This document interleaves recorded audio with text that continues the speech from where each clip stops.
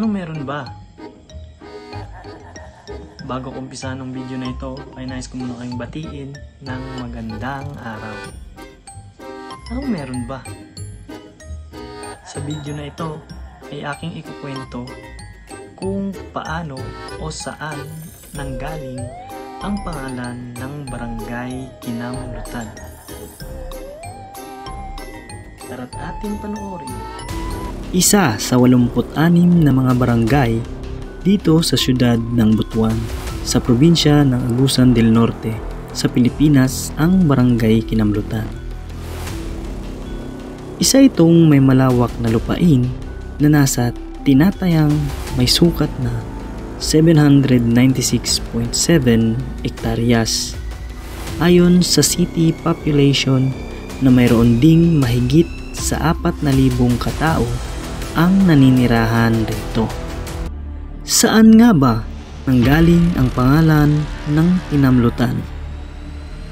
Isang istoryang galing din sa barangay mismo ang may nakasaad na noong unang panahon ay may isang manlalakbay na dayuhan ang naligaw sa paroroonan at sa di kalayuan ay mayroong mga katutubong lokal ang may daladalang kamote at kamoteng kahoy. Tinanong ito ng dayuhan kung anong lugar ang tawag dito. Napaisip ang katutubo at inakalang tinatanong ng dayuhan kung saan galing ang mga kamote na dala nito. At napasagot na lang ang katutubo ng kinamutan ko ini, na ang ibig sabihin ay hinukay ko ito.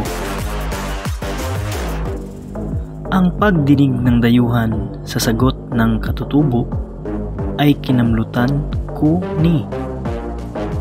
Doon nanggaling ang pangalan ng Kinamlutan.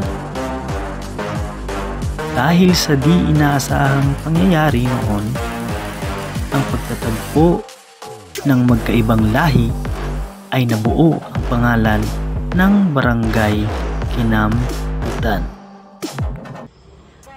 At yun ang meron tayo.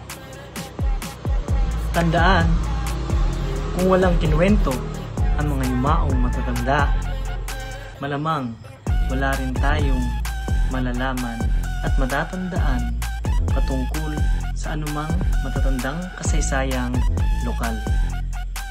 At yun ang meron tayo. Salamat.